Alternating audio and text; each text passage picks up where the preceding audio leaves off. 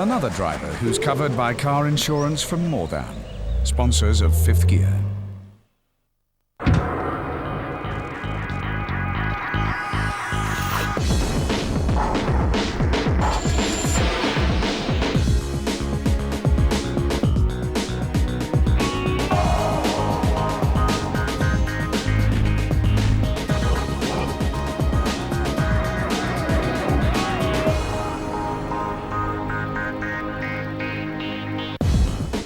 In tonight's Fifth Gear, cannabis, how does it affect your driving? Vicky and Tiff go racing, Le Mans style, and Car Magazine's Tom Ford, and why the smart super minis are diesel. A few months ago, the motoring press flew over to Italy and went crazy over this. The Sunstroke journos even called it a mini Ferrari 456. But we're not in Italy. We're at Whitley Hall in Worcestershire. And this isn't the latest offering from Pininfarina, it's the all-new Hyundai Coupe. So now we're back in this country. Does this car live up to that idyllic image? Well, in this Ferrari red, it looks a whole heap more than its miserly 14.5 grand starting price. And even under these English skies, the 456 comparisons are there for all to see. Interestingly though, Hyundai didn't go cap in hand to some Italian design house for this. The Coupe is an entirely Asian production. But coupe buyers like their badges, and this one isn't exactly packed with prestige. So this Hyundai is going to need more than skin-deep talents to impress the likes of me. To be honest, there's nothing to give away its humble origins, even on the inside. And just look at that dashboard. It's so much more grown up and sophisticated than the last coupe's effort. And, well, it's a lot more solid as well. But I think Audi might have something to say about those dials. All versions get aircon and CD as standard, but the range-topping 2.7-litre V6 also gets leather and cruise control. Not bad for 18.5 grand. Right, we've got all the gubbins in a pretty coupe with a V6 stuffed under the bonnet, but we haven't moved anywhere yet. This should be a laugh.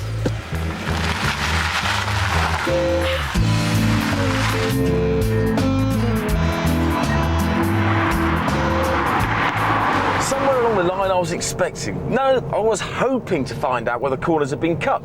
But to be honest, I'm getting a bit wound up. The throttle response is snappy and the gearbox feels solid and up for a bit of abuse. But it's the steering that really grabs you. So many cars get it wrong.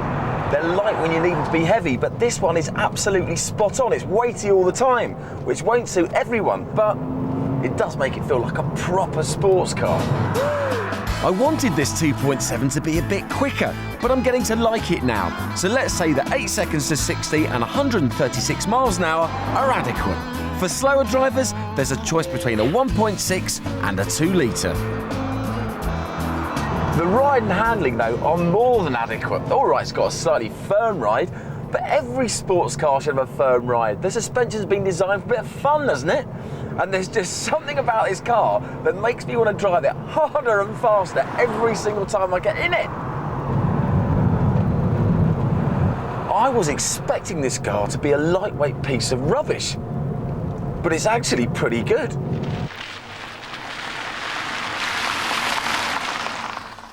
So there we have it, away from the glitz and the glamour of the Italian launch and out of the clutches of the PR mafia, the Hyundai Coupe still proves to be exactly what it first appeared. Brilliant!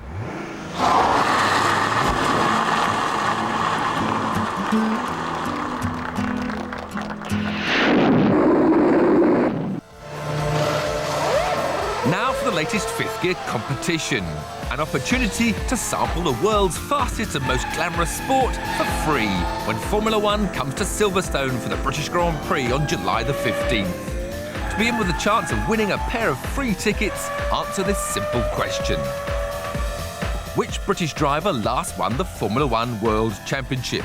Was it Nigel Mansell, Michael Schumacher or Damon Hill? Call 0901 565 5003 to enter, and we'll show that number again at the end of the programme.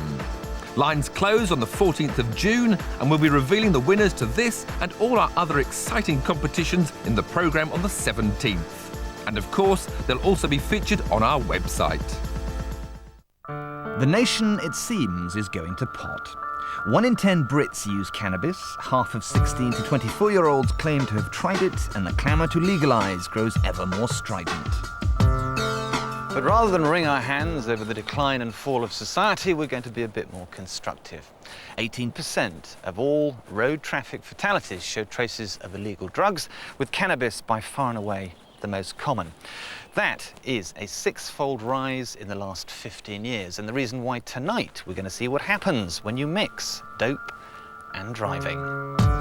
Cannabis is smoked either in leaf form or as a compressed resin, but you simply can't say it causes accidents. The effects last for a matter of hours, but traces stay in the bloodstream for up to 4 weeks, which is why it shows up in so many post-mortems.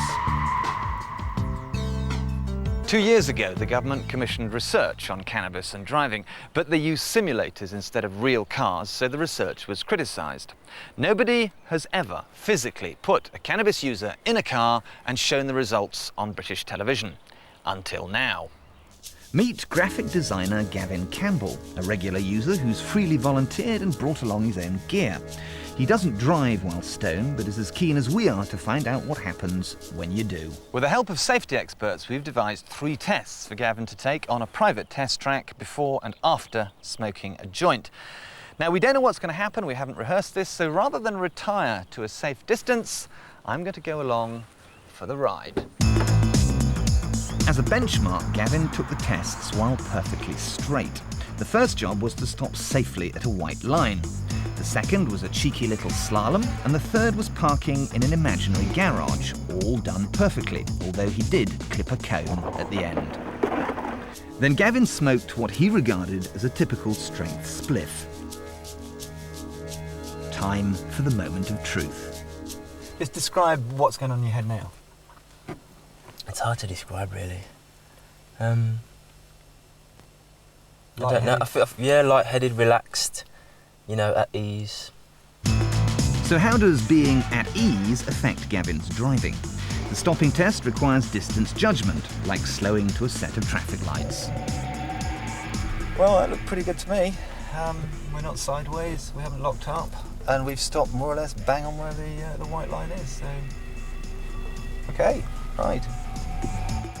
On to the slalom test, which checks spatial awareness and medium speed manoeuvring. Did you find that hard? Nope, not at all. I can see no deterioration in your driving skills. Your gear changes are still very good. Your speed's constant. You're anticipating the way you handle the car seems absolutely fine. How do you think your driving is now? I think it feels like I'm driving a lot slower, and I tend to be concentrating a bit more on what I'm doing. Well, that's interesting because you're not driving slow. It's more or less the same speed, 25, 30 miles an hour. I can tell no real difference. Our volunteers' performance was reflecting some of the findings of the government's official simulator tests. Okay. No problems there. In the official tests, subjects were aware of their impairment and hence drove more cautiously, exactly the opposite effect of alcohol, which is said to promote risk-taking.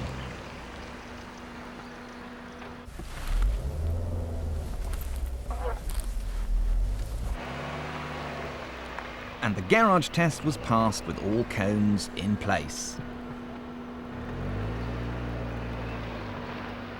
It's hard to generalise, but you did a run when you were straight, which was worse than that.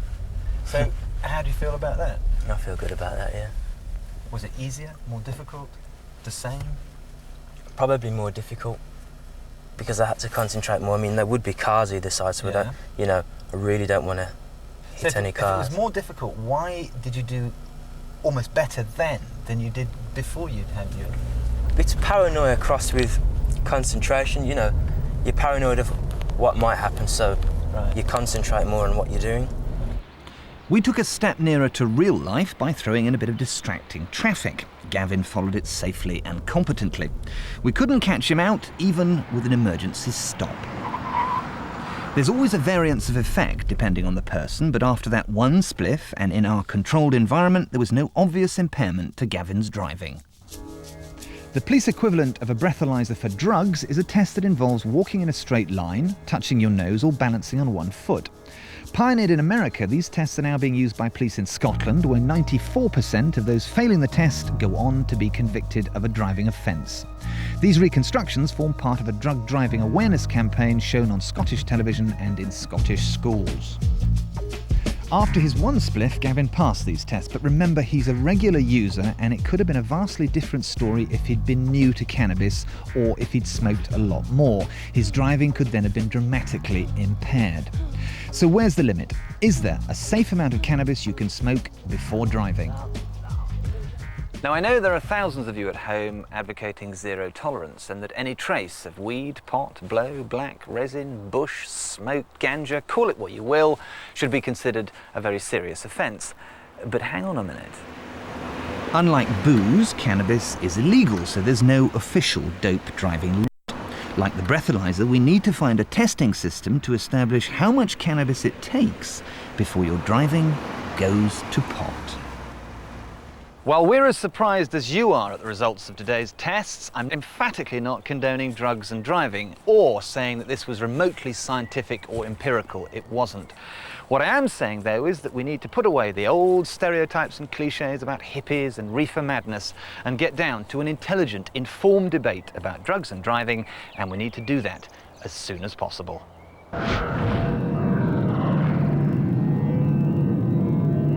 This week, tens of thousands of British motorsport fans will be making their annual pilgrimage to France for the greatest endurance race of them all, the Le Mans 24 Hours.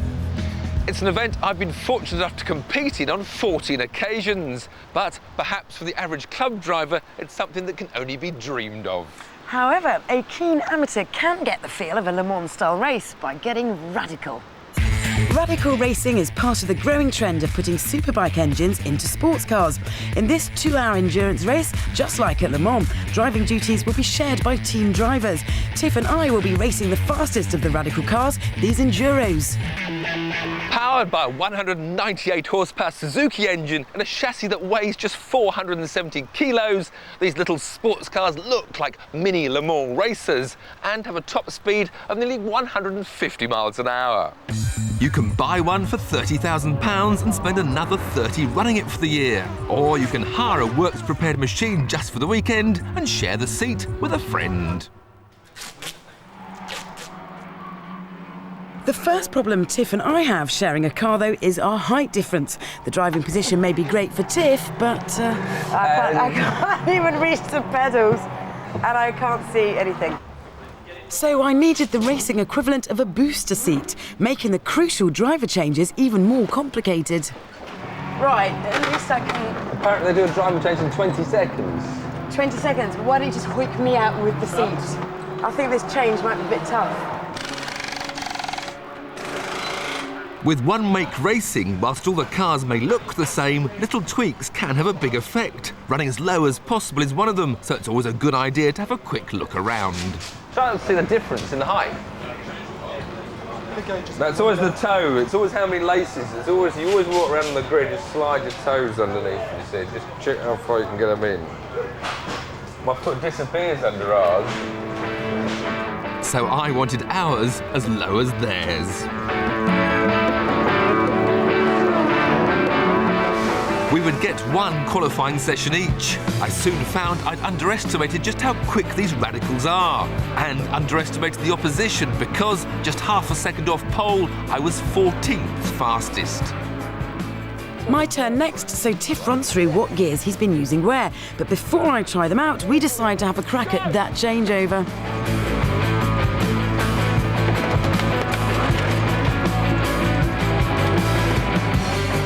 We'd got the change down to 28 seconds, which was not as quick as some, but my practice on the track was looming, and I hoped my lap time would be somewhere on the pace.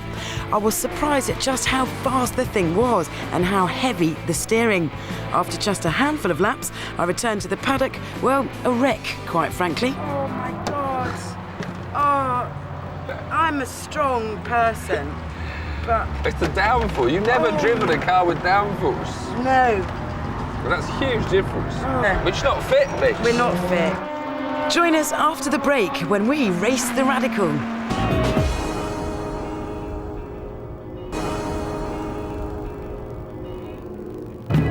Before the break, Vicky and I were training for this, our first ever 2-hour endurance radical race. I took the first stint from our 14th place grid position, and things got very interesting very quickly. As the tightly bunched field headed for the first corner, a piece of loose bodywork missed me, but hit our camera. But you can't let little things like that deter you. Whatever they say about not winning races at the first corner, all that always seems to go out of the window. This was more like the start of a 10-lap sprint than an endurance race. But at least I was overtaking more than being overtaken.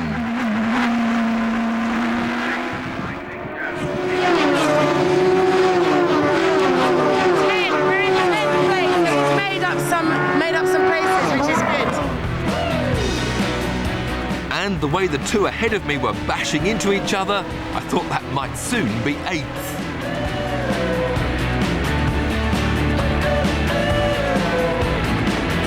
For a while, I was the meat in a 4-car sandwich, but a nifty move into 9th finally left me in a bit of fresh air. Oh, Tiff, that was quite neat, if I say so myself.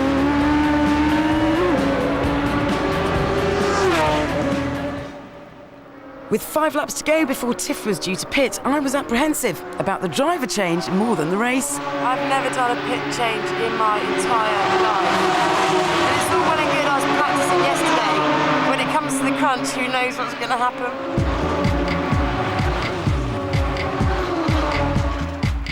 Tiff stops perfectly, but whilst fuel is taken on board, we can't touch the car. However, it's not long before the scramble starts with my booster seat.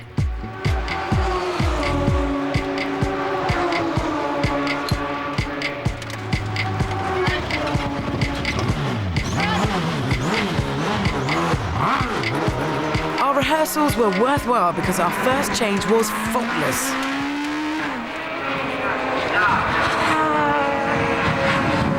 Like Tiff, I immediately got in the thick of it. He's blocked his line now, but he's smoking badly. Keeping out of trouble is an important part of endurance racing, and I soon settled into a consistent pace. Go on, mate. However, I was beginning to have a little bit of fun.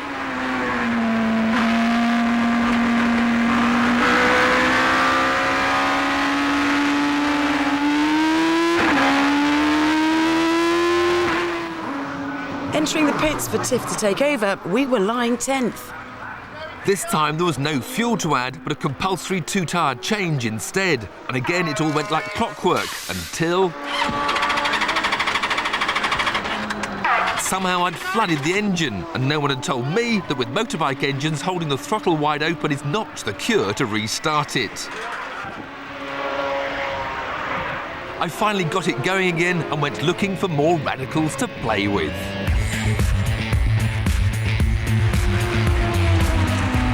With all the comings and goings, we'd gone from 9th to 13th and then back up to 9th again, and I was quite chuffed with a neat move to get a lap back from the eventual 3rd place finishers. But by now my arms were feeling as pumped up as Popeye's. I was more than happy to hand back to Vicky for the final run to the finish.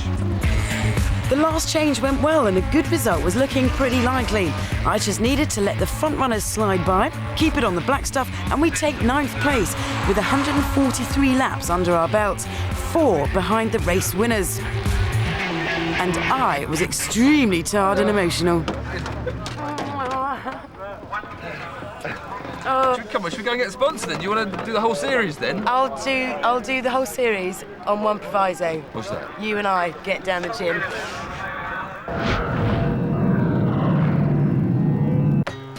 You're in the market for a car that's small, practical and cheap to run. But you've got plenty of wedge, somewhere between 10.5 and 12 grand. So the choice is huge. Well, I'm here to give you the steer into one of the most overlooked sectors in the market, the diesel Super Mini. The diesel versions of the new Ford Fiesta, the Seat Ibiza and VW Polo represent very different answers to a question none of us thought to ask. Let's get this out of the way. These three can all hit 55 plus miles to the gallon. They're all a little bit more rattly than the petrol version, but not half as bad as they used to be. And each one's as practical as any small hatch can be, which is very. They do not smell like a chemical factory, smother everything in plumes of sticky black smoke, or chug like asthmatic steam trains. Only 20% of Super Mini sales carry diesels in the UK, and it's time we started to realise just how good they are. Get over the witch hunt, you might just be surprised. So we start with the Polo, the accepted daddy of the Super Mini underworld, and I'm immediately put off by the fact that it looks like a Lupo that's been fed too many pork scratchings for comfort. You can imagine the meeting in which they said, "We shall make this car cured." But personally, I think it looks like a constipated Teletubby. It's very hard to fault in the driving stakes though. This Mark III Polo chassis is one we've already seen in the Skoda Fabia, and as ever it gives that really big car feel. The throttle's a bit woolly, but a great ride and fine steering make the Polo a very confident car to drive. The 75 brake horsepower 1.4 litre engine pulls happily enough and doesn't seem to wobble everything about in the cabin. The Polo gives you a big car quality feel, even if it is ugly. But that's not true of the Ibiza. This chunky little motor has great looks that are a lot less boring than both its competitors. Check those funky rear lights and the aggressive front end that's hiding a whacking great 100 brake horsepower 1.9 litre engine. And that comes with great waves of torque, making it quite fast, both on the motorway and in town.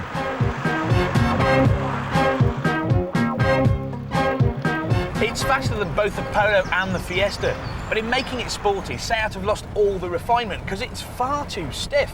Add to that a gearbox that kind of doesn't want to let go of the gear stick during changes, and it's all looking fairly dodgy.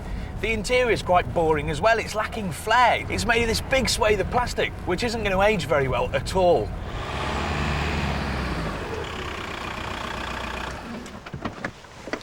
So, if you're looking for the best diesel Super Mini, you need something that combines the funky looks of the Seat with the refinement of the Polo. Which brings me to the Fiesta. Now you're thinking that I'm not going to like this because it's dull and it's boring and it's only got 65 horsepower. Well, you'd be wrong, because this is the surprise, so pay attention.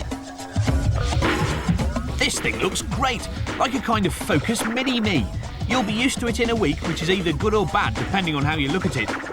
The Fiesta has all the best bits of the other two, but without the drawbacks. It's pretty enough like the Ibiza, has most of the big car feel of the Polo, and enough personality of its own to give it the edge.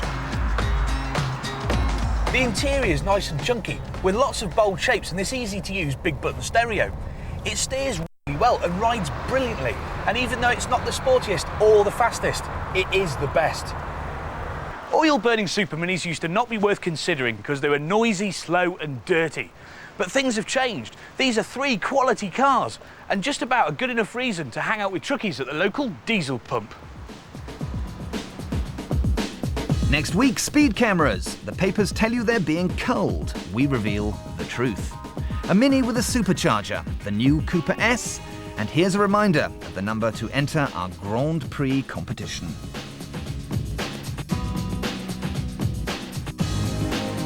If you're about to change your car and want to know how to get the best deal, call us on 0901 565 5004 for our free car buyer's guide. Calls cost 60p a minute and should last no longer than 3.